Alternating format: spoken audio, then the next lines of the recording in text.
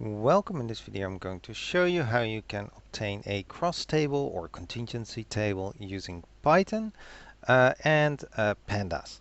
Now I'm using Python version 3.12 in JupyterLab, but this should work with any Python or IDE that you're actually working with.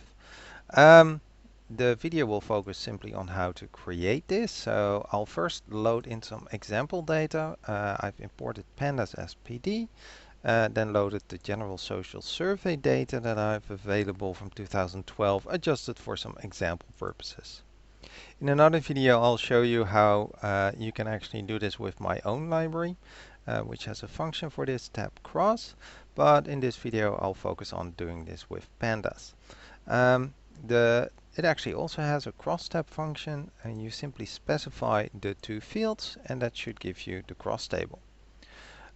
If you actually want to see, for example, the totals as well, you can set margins to true, and you can even specify the name for those as well.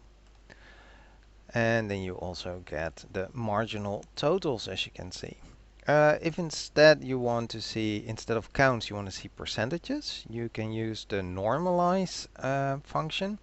In this case, I'm going to be using the grand total for the normalization, but you can also use either rows or column totals and multiply it with 100, all the results, so they're really percentages, otherwise they be shown as proportions.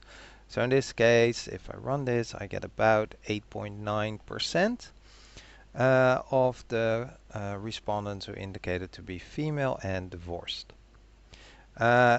As mentioned earlier, you can also set it to columns, for example, and that should give you then the column percentages. Notice that it does give you still the row totals, because this is then based on the row total divided by the row totals, which is then the grand total percentage. The column totals are not shown because those should now add up, each of them, to 100%.